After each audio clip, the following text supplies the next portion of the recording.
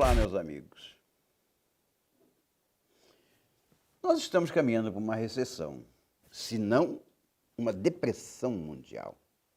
O coronavírus encurralou o mundo num canto e a massificação do medo empurrou-o um pouco mais. Hoje, temos muito mais perguntas que respostas, e isso destrói a nossa confiança, tira-nos a vontade de lutar. Se estivéssemos em uma guerra real, eu diria que o moral da tropa está baixo, o que é uma péssima notícia para os comandantes. A pior de todas as notícias é a falta de notícias. E se eu, do alto da minha posição social, resguardado por um contra-cheque de aposentado suficiente para me manter, e estou preocupado, imagina como estão as cabeças das nossas 210 milhões de almas. Por tudo que nós estamos vendo, nós sabemos que é certo que o sistema financeiro mundial vai entrar em colapso, razão pela qual eu venho repetindo há algum tempo que dias difíceis virão. Se você me acompanha, sabe que eu sempre complemento essa frase com outra. Mas a luz atravessará a densa nuvem negra que se encontra sob nós e nos trará dias melhores, cada vez melhores. Esse é o tema desse vídeo.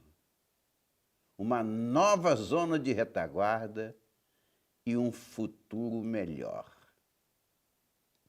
Certamente, o sistema financeiro mundial não será mais o mesmo depois da pandemia do coronavírus.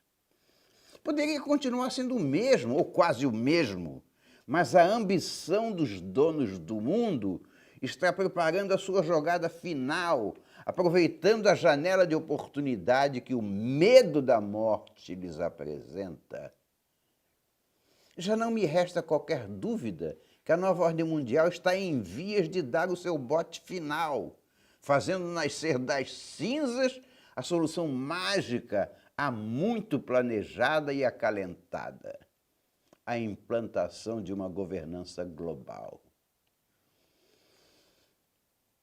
Eu lhes peço agora desculpas antecipadas, porque eu vou adentrar uma zona cinzenta, cuja compreensão pode fugir ao alcance do homem comum.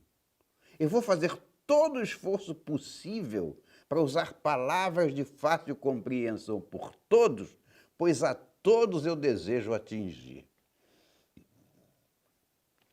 Há anos, eu digo que a nova ordem mundial está hoje confrontada por um adversário tão poderoso quanto ela, a nova. São gigantes em combate. E nós só não ouvimos os golpes da luta porque ela se trava muito acima das nossas cabeças. Costurado há mais de 2 séculos, o plano dos Illuminati de dominar o mundo nunca esteve tão perto de se concretizar. Eu diria que não haveria solução possível para se livrar dele se não houvesse surgido a nova. Agora é chegado o momento da batalha decisiva. Não é mais segredo para ninguém que a ONU e o Fórum Econômico Mundial tratarão de decidir agora a formatação do governo global usando 2 ferramentas que já foram expostas na mesa: a pandemia do coronavírus e as mudanças climáticas, que, aliás, é o nome mais simpático que eles encontraram para definir o aquecimento global antropogênico. Todas as vezes que eu falo nisso, me vem à cabeça a razão da troca da denominação para o aquecimento global para mudanças climáticas. E agora eu acho que descobri. Como existe uma enorme parcela de cientistas que afirmaram ser o aquecimento global uma grande farsa, e insistem em anexar esses cientistas insistem em anexar a palavra antropogênico para explicar bem de que se trata, eles resolveram trocar para mudanças climáticas porque não há o que acrescentar. Para os que não sabem, antropogênico significa provocado pelo homem. Na verdade, todo mundo sabe que o planeta aquece e resfria há milhões de anos. A diferença agora está no tratamento que a nova ordem mundial deu a esse tema, acusando a raça humana de ser responsável por um desastre futuro na Terra. E é sempre bom lembrar que esse futuro está permanentemente sendo adiado, porque o tal desastre não chega nunca. O desastre pode até não chegar, mas as providências recomendadas por eles para que não ocorra são cada vez mais urgentes, mais alardeadas, mais promovidas por todos os meios de comunicação com o público, e o público ainda não desconfiou que a mesma profecia está sendo repetida e repetida, mas não chega nunca. Se nós formos consultar os livros didáticos de 20 ou 30 anos atrás, nós já vamos encontrar lá as palavras de ordem para a salvação do planeta. Felizmente para nós, a Nova apareceu e o seu discurso é diametralmente oposto. A Nova sabe que o aquecimento global antropogênico é uma farsa e tratará de trazer essa verdade à tona. As maiores provas disso são a acusação direta do Putin e agora a saída dos Estados Unidos do Acordo sobre o Clima. Afinal, trata-se das duas maiores potências do planeta. Percebam bem, os ataques a queimadas da Amazônia, ao desmatamento, são filhotes dessa teoria enganosa. Assim, ao ser desmascarada a farsa do aquecimento global, o Brasil poderá respirar aliviado com relação a isso, porque isso também vai desaparecer. Enquanto isso, os globalistas tratarão de tentar convencer o mundo que os problemas são maiores do que cada nação é capaz de enfrentar sozinha, levando à conclusão de que as soberanias dos países devem ser deixadas de lado e substituídas por uma cúpula decisória, única e soberana. Imaginem que essa cúpula decisória única e soberana, imagine o que ela fará com relação ao nosso direito de soberania sobre a Amazônia. É bem verdade que tal decisão, embora talvez consentida pela maioria dos países, não pode ser implantada em um estalar de dedos. Requer algum tempo para se tornar real. Mas eu quero, na verdade, trilhar o caminho que nos trouxe até aqui. Vamos falar sobre os campos de prova que moldaram a história do último século para uma melhor compreensão do panorama. Quando os Illuminati imaginaram o comunismo para a promoção do caos lá em Nova York nos idos de 1850, levaram 67 anos para finalmente vê-lo implantado na Rússia. Outros 67 anos se passaram até que a União Soviética sucumbisse aos militares americanos sob a chefia do Ronald Reagan. Se não tivesse havido a decisão de implantar um escudo espacial, e se não houvesse o Brasil como zona de retaguarda, segura para os americanos, o comunismo estaria lá até hoje. Mas, de qualquer forma, aqueles 67 anos foram, sim, um campo de provas suficiente para demonstrar que um totalitarismo corrupto e truculento é, sim, capaz de submeter uma enorme população aprisionada sem qualquer chance de defesa. Outro campo de provas foi a União Europeia, que foi criada a partir da simpática ideia de moeda única e abertura das fronteiras, e que acabou por permitir a implantação de um parlamento europeu que passa por cima das soberanias dos povos e dita regras para todos, apesar de seus membros não terem sido eleitos por povo algum. Ficou provado, então, que os povos poderiam, sim, abrir mão da sua soberania se tocados pelo canto da sereia globalista. A Europa colocou uma corda no seu próprio pescoço e ainda hoje se debate para conseguir se desvencilhar dela. O terceiro campo de provas foi o mundo inteiro. Eu classifico de genial a ideia do aquecimento global, ou melhor dizendo, do aquecimento global antropogênico. A ONU determinou ao IPCC, que é Intergovernmental Panel on Climate Change, criado em 1988, um estudo sobre o clima da Terra. 60 cientistas se reuniram e chegaram à conclusão que a Terra estava esquentando e que o culpado era a ação do homem com suas geringonças poluidoras. Ah, eureka! Eles tinham agora a pauta para dominar as cabeças de todo mundo, que eram a defesa do planeta ameaçado pelo homem. Viva a natureza, viva a Terra, viva o planeta! Esse passou a ser o mantra.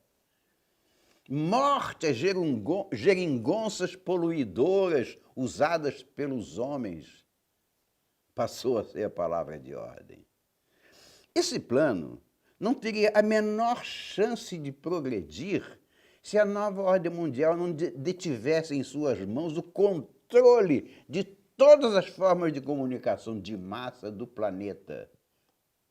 O controle absoluto da mídia global foi a peça mais diabólica que a nova ordem mundial usou contra nós. Esse controle foi que permitiu o surgimento de ideias tão absurdas quanto a ideologia de gênero, a generalização do aborto, agora já permitido até os 9 meses de vida em alguns lugares, o gaysismo e outras tantas formas de corroer a sociedade judaico-cristã em suas raízes, e principalmente a ideia do aquecimento global. Não importa se logo em seguida ao painel do IPCC, 600 cientistas se tenham reunido sob os auspícios do Senado americano e constatado que as conclusões do painel eram falsas. Eis que manipulara os dados históricos que embasaram aquela tese. Não importa se a calota de gelo da Antártida esteja em contínuo crescimento há 3 décadas. Na verdade, não importa coisa alguma.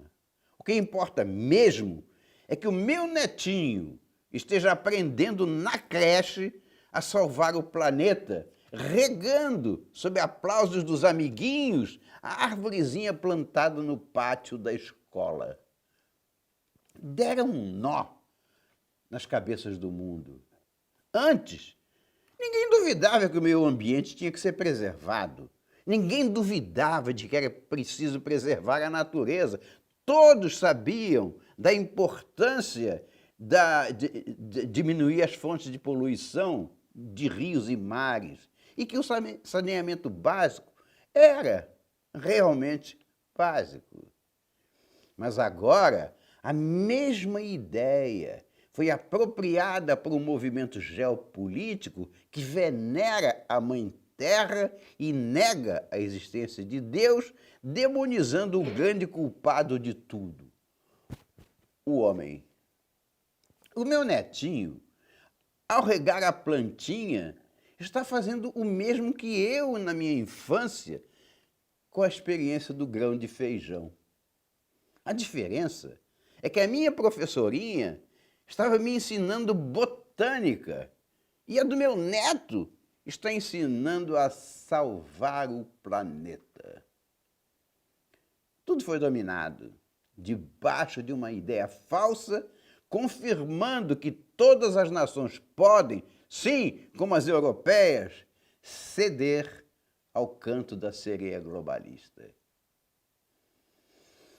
O quarto campo de provas foi alcançado agora: o vírus. Hoje, nós todos sabemos que a OMS, a Organização Mundial de Saúde, escondeu do mundo o surgimento do coronavírus, dando-lhe tempo para se alastrar pelo mundo. Muitas vidas teriam sido salvas se as primeiras providências de combate ao vírus tivessem sido adotadas 2 meses antes. Eu não quero aqui discutir quem implantou, se foi o governo chinês ou foi um outro agente qualquer da nova ordem mundial, ou em qualquer outro país do mundo, se foi proposital, se foi casual, se a campanha de alarmismo é real ou se é fabricada. Quero apenas dizer que está provado que todas as nações do mundo podem ser manipuladas pelo medo. E o vírus se tornou a arma perfeita para produzir esse medo em escala global. Agora, eu já posso concluir que as experiências nos campos de prova foram muito bem sucedidas e os resultados já são suficientes para o passo final. Aparentemente, está tudo pronto. Eles têm o regime capaz de dominar a todos, o comunismo. Tem o exemplo da União Europeia, que mostrou que as nações aceitam abrir mão de parte de sua soberania por um canto de sereia. Também tem a certeza de que uma tese falsa pode ser disseminada e aceita mundialmente, desde que protegida de contra qualquer reação em contrário. E tem agora uma razão defensável para promover a globalização e a centralização do poder, já que os vírus não respeitam fronteiras e nem as mudanças climáticas. Agora, é só aplicar todo o ensinamento colhido e criar na ONU um parlamento mundial que produza leis que deverão ser obedecidas por todos, sobrepujando as soberanias de cada nação. Daí até o governo único será um pulo, apenas um pulo. Mas não foram só eles que aprenderam com os experimentos feitos ao longo do tempo. Nós também aprendemos. E isso nos dá alguma vantagem, prever o próximo passo. Na União Europeia, a aglutinação dos países em torno de algo capaz de fazê-los abrir mão de parte da sua soberania partiu da ideia de facilitar o comércio e transações financeiras pela adoção de uma moeda única, o euro. Depois do euro, que foi adotado simultaneamente com a criação do mercado comum europeu, partiu-se para a União Europeia e, finalmente, para o Parlamento Europeu. Lá, só falta o governo europeu, uma ideia que vem sendo tentada, mas demolida por países membros que se rebelam, como o Reino Unido com o Brexit, ou a Hungria, que decidiu não apoiar a política de fronteiras abertas à imigração imposta pela União Europeia. Então, o aprendizado dos azuis lhes permitiu antever que a próxima jogada da ONU será a adoção de uma moeda única mundial, aproveitando a pandemia do coronavírus para antecipá-la.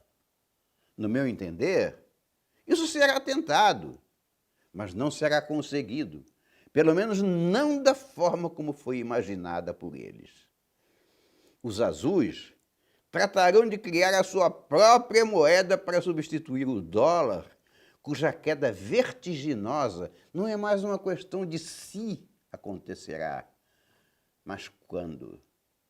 Qualquer que seja a solução, uma coisa já pode ser dada como certa: o sistema financeiro mundial entrará em colapso e um outro tomará o seu lugar. Uma nova moeda será criada, provavelmente virtual, lastreada em alguma coisa física, como o ouro, por exemplo, mas talvez não só ele, mas as reservas conhecidas de cada país.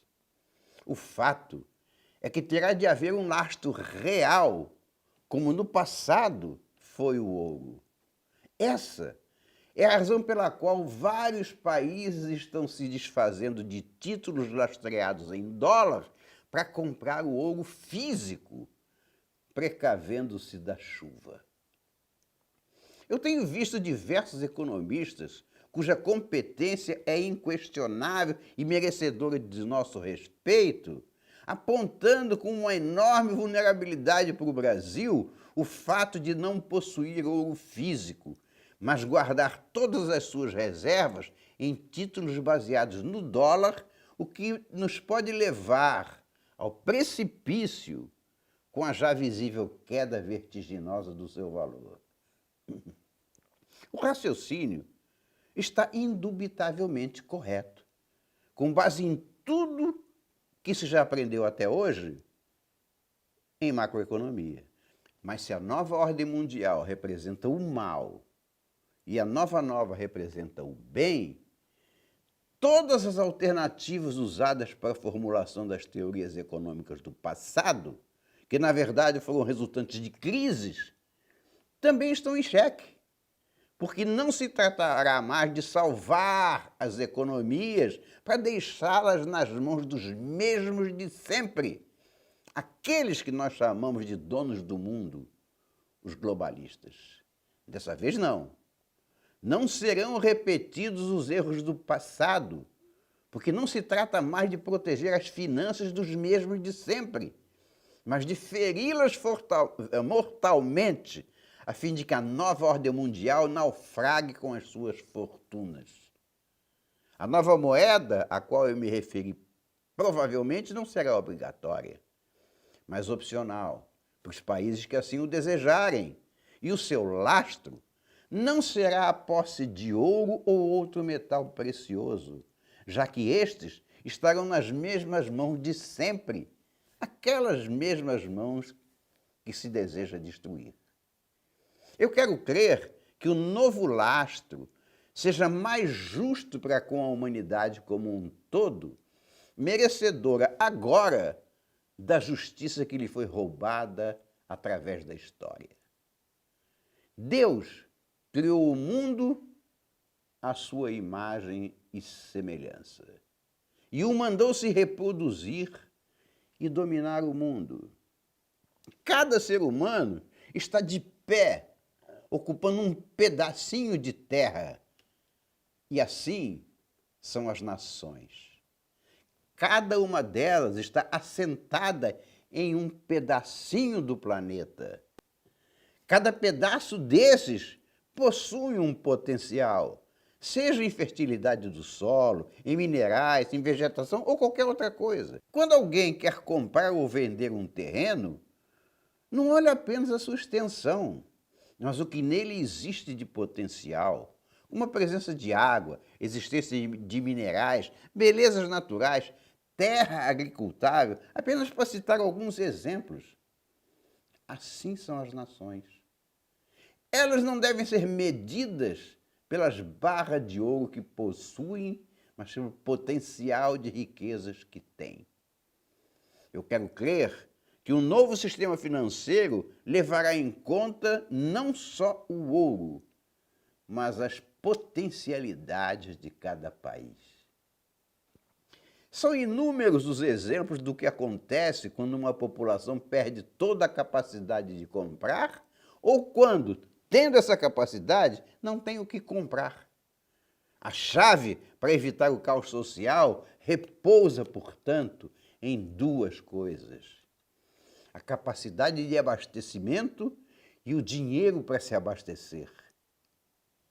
O que eu espero ver acontecer é o ataque simultâneo a essas duas coisas. Uma distribuição inicial de dinheiro para que todos possam consumir e um abastecimento capaz de atender a essa necessidade de consumo. Como eu já disse, uma nova moeda surgirá, lastreada em algo físico que nem todos possuem. Para o Brasil, abastecimento não é problema, já que alimentamos mais de 1 bilhão de pessoas no mundo, o que nos deixa numa posição muito confortável em relação ao resto do mundo. O resto do mundo, ao poder dispor de crédito para tocar a sua economia, lançará mão desse crédito para abastecer a sua população e virá as compras no Brasil. O dinheiro emprestado lá acaba vindo para cá. Além disso, o crédito também vai estar disponível para o Brasil, o que nos remete ao passado.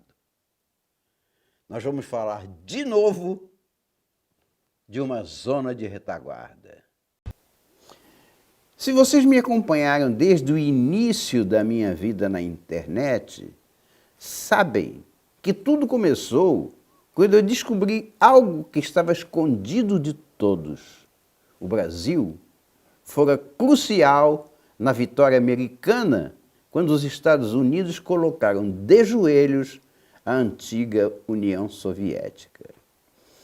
A expressão zona de retaguarda ficou indelevelmente marcada em minha testa e dela partiram todos os meus estudos sobre geopolítica mundial a partir de então. Desde lá, o tempo passou. Desde lá, o mundo mudou. O espantoso é ver tudo desaguando nas mesmas características daquele tempo e chamar o Brasil de novo de zona de retaguarda. Vamos fazer um breve resumo. Depois da Segunda Guerra Mundial, as duas maiores potências militares do planeta se tornaram inimigas e caminhavam continuamente para o que deveria ser a Terceira Guerra Mundial, daquela vez atômica, o que mergulharia a Terra no caos. O caos tão desejado pela nova ordem mundial para surgir das cinzas como uma solução para todos. A planejada guerra foi decapitada como uma cabeça da hidra, porque os americanos colocaram a União Soviética de joelhos, vencendo assim a chamada Guerra Fria. Para os que me seguem, ou já leram alguns dos meus livros, o fator fundamental para aquela queda da União Soviética foi a zona de retaguarda Brasil, construída pelo mundo livre durante pelo menos 30 anos, fazendo do Brasil um país capaz de suprir as necessidades de um hemisfério norte possivelmente devastado. Eu quero explorar aqui a estratégia usada para, naquele período, transformar o Brasil de um país quase pré-histórico na 8ª potência mundial em 30 anos. A estratégia de combate mundial passava pela necessidade de, deflagrado um conflito nuclear ao norte do Equador, dispor-se de garantias de suprimentos a partir da única parte do planeta não contaminada, o hemisfério sul. Observando-se o globo terrestre, facilmente se conclui que só há 3 áreas contínuas e extensas o suficiente para cumprir aquele papel. Parte da América do Sul, parte da África e toda a Oceania. O bloco ocidental, capitaneado pelos Estados Unidos, elegeu o Brasil como a sua zona de retaguarda para garantia de suprimentos. Começa então a fase de transformação do Brasil em um país capaz de suportar tal responsabilidade. Era preciso investir no país. Os investimentos poderiam vir sob a forma de capital de risco, quando o investimento sai do próprio bolso do investidor, ou sob a forma de empréstimo, quando o país arca com o pagamento de acordo com os termos do contrato. A forma escolhida, seguramente a mais adequada para os fins a que se propunha, foi oferecer ao Brasil empréstimos para promover o seu desenvolvimento. Obviamente, o país já tinha seus planos de desenvolvimento, e o grande obstáculo para implantá-los era a falta de recursos, que agora lhes estavam sendo oferecidos. Mas para que tudo desse certo, os recursos deveriam ser empregados realmente nos projetos que receberam os empréstimos. Mas isso foi fácil. Os governos militares eram honestos. E não havia ratos ávidos por encontrar formas de enriquecer às custas do dinheiro público. Os contratos eram assinados de forma que a sua amortização pudesse ser feita em perfeita sintonia com a entrada em operação dos projetos beneficiados. É muito simples de compreender. Imagine uma costureira que tem alguns clientes, mas deseja aumentar a sua produtividade pela aquisição de uma máquina de costura nova. Ela vai ao banco, solicita um empréstimo e negocia com o banco o valor e a quantidade de prestações que terá que pagar para amortizá-lo. O contrato será bem feito se o aumento da receita da costureira for suficiente para pagar as prestações sem qualquer problema. E foi assim que o Brasil se desenvolveu naquele período. Se a costureira desviasse parte dos recursos para fazer uma viagem à Europa, certamente não daria certo.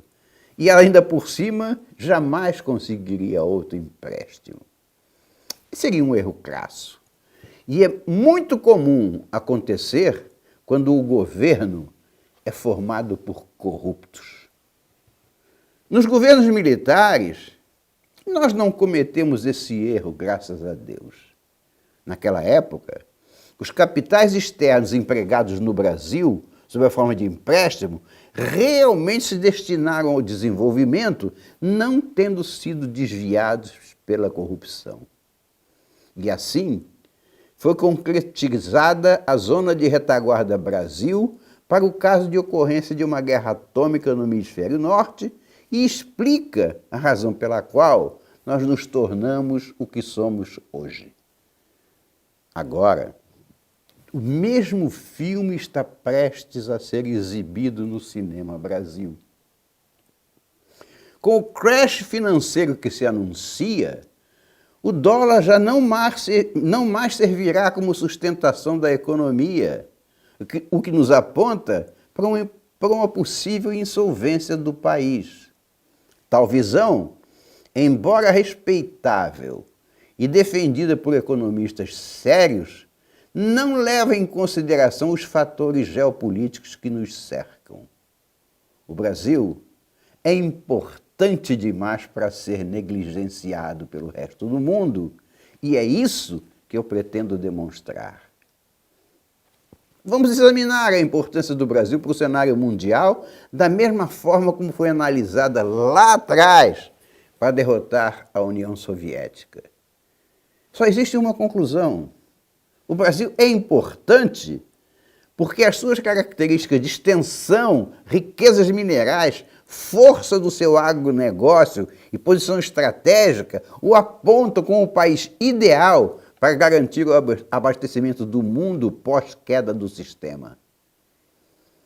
O Brasil é uma máquina em movimento.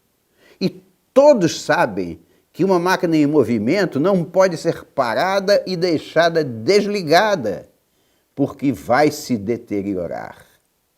Qualquer mecânico, qualquer dona de casa, qualquer atleta sabe perfeitamente que parar uma máquina e desligá-la significará uma grande perda, se não perda total. Se o Brasil fosse um país irrelevante, sem nada para oferecer, a sua parada poderia não ser sentida pelo resto do mundo. Mas o Brasil não é irrelevante. Se a produção agrícola do Brasil parar, o mundo passará fome. Se a exploração do minério de ferro do Brasil parar, a indústria mundial parará. Vou repetir. O Brasil é importante demais para ser negligenciado. Eu vou dizer de outra forma.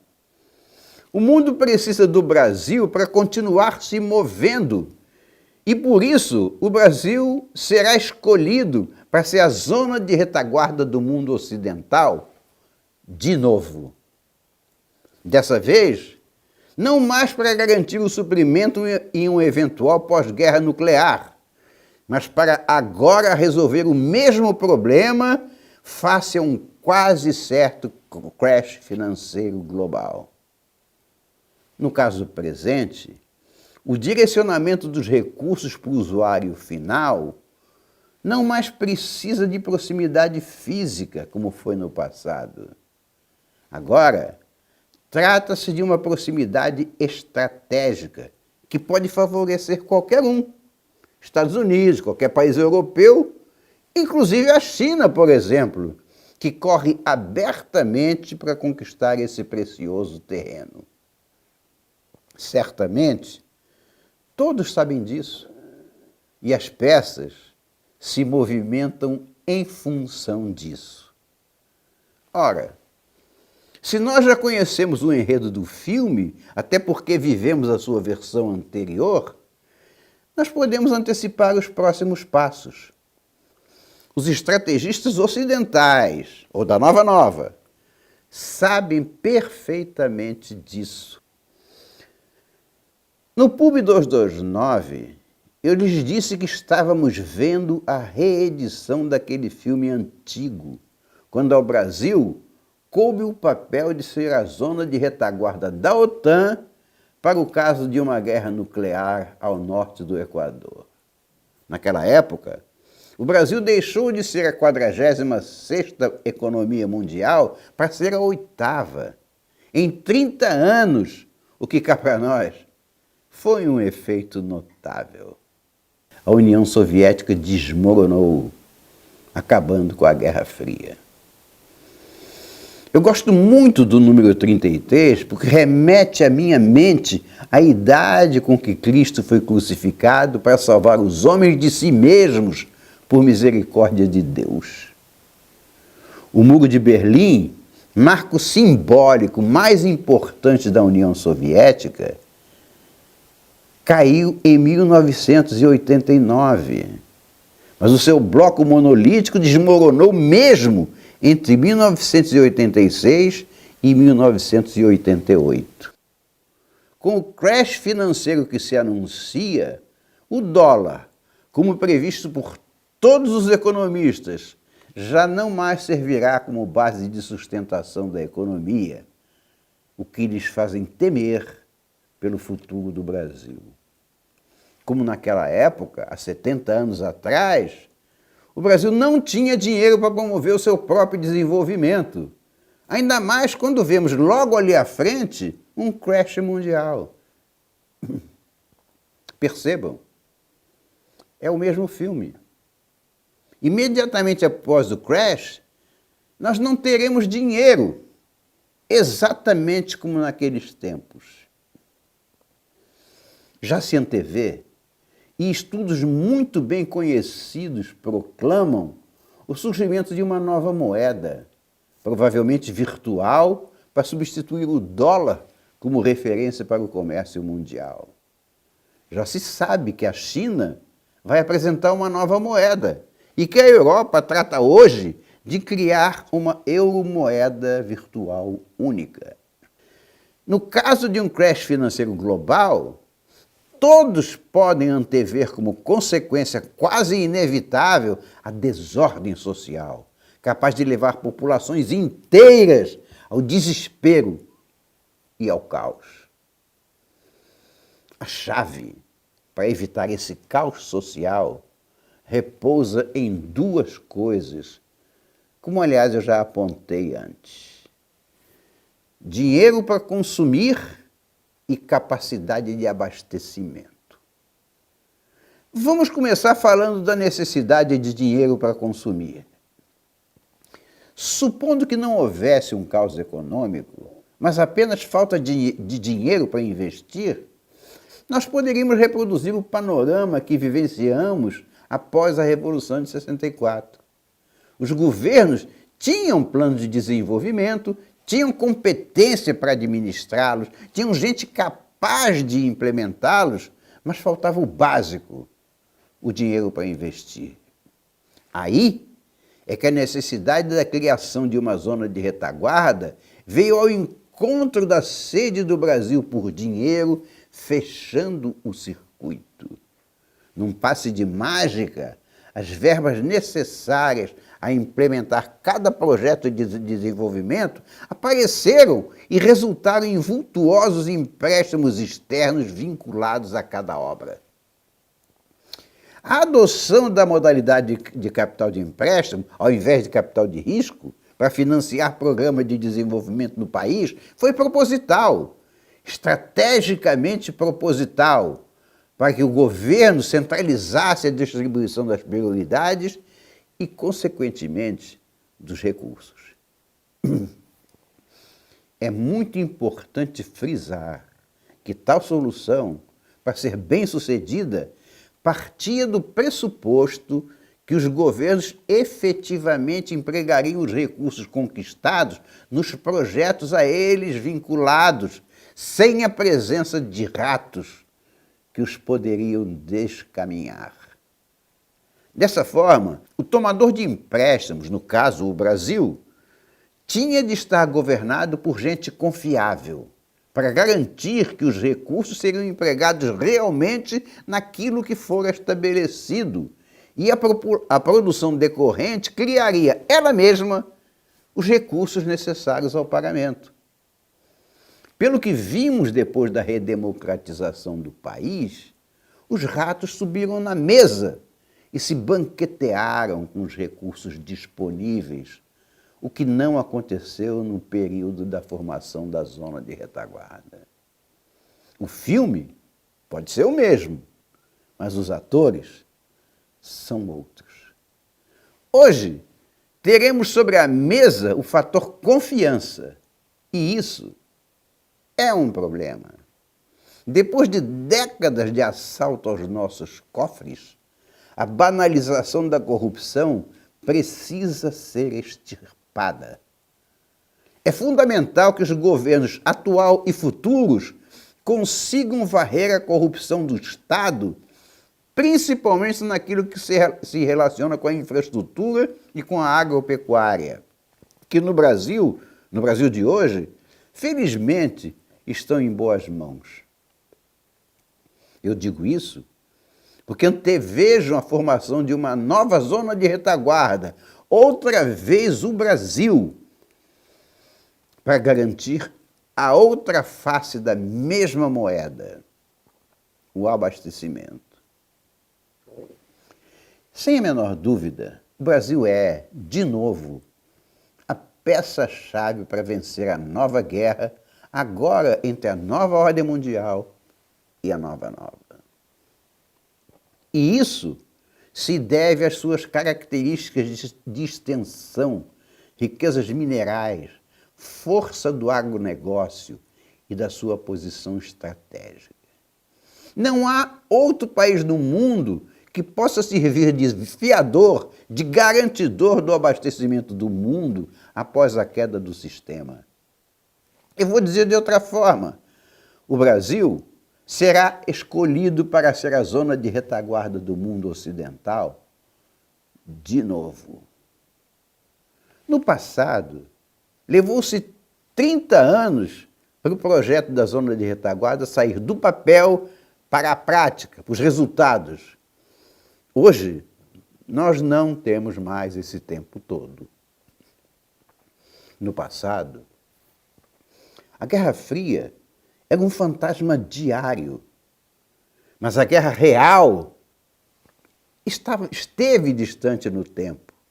houve tempo para fincar as fundações, assentar os tijolos, levantar as paredes e colocar o telhado, até que o edifício Zona de Retaguarda estivesse concluído ou quase.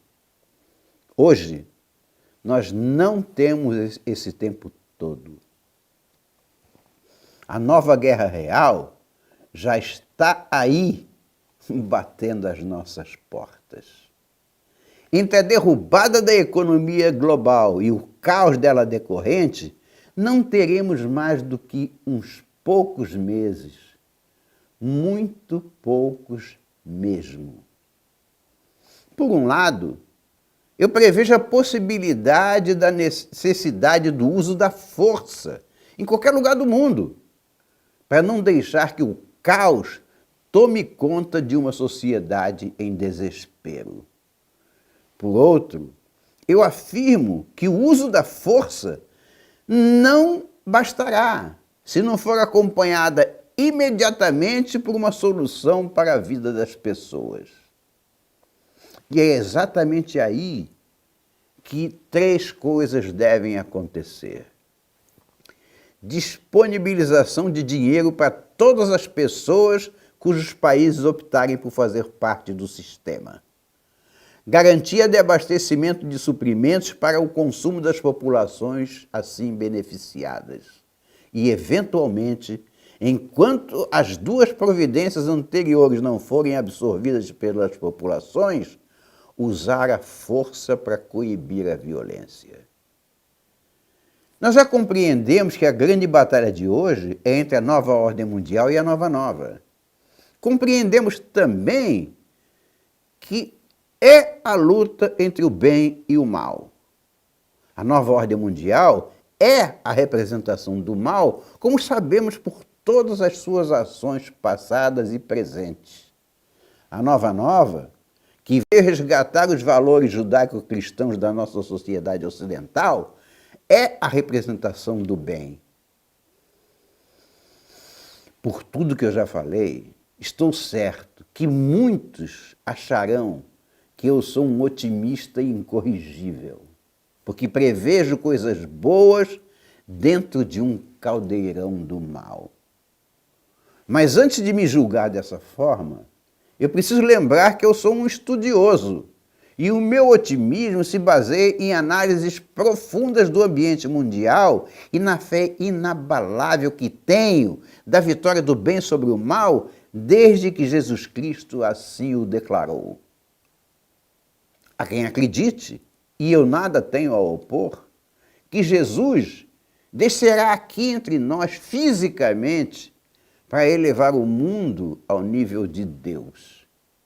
Eu não desacredito nisso, mas acho que nós homens, meros mortais, não seremos meros espectadores dessa batalha.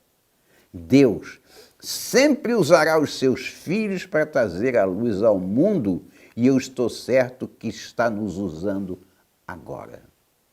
A nova nova é composta de homens e todos estão a serviço de Deus. A nova nova, como eu já disse anteriormente, nasceu da reação judaico-cristã aos ataques mortais desfechados pela nova ordem mundial.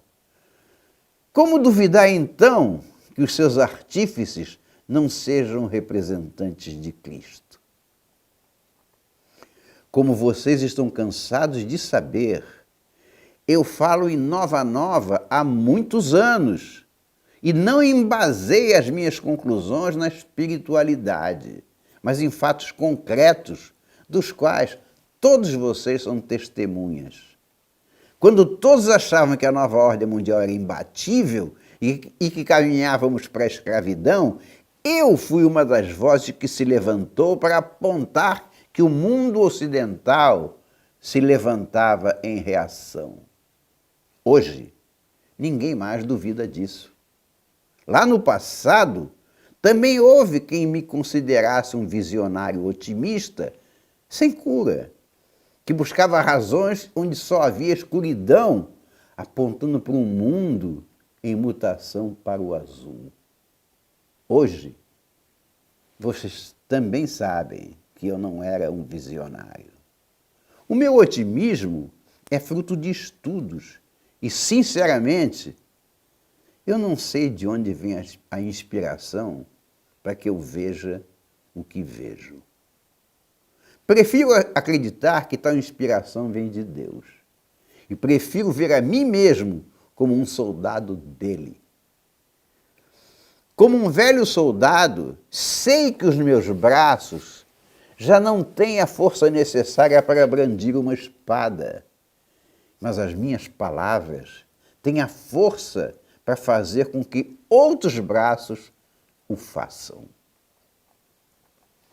Não, eu não sou um inveterado otimista, só porque prevejo coisas boas dentro de um caldeirão do mal.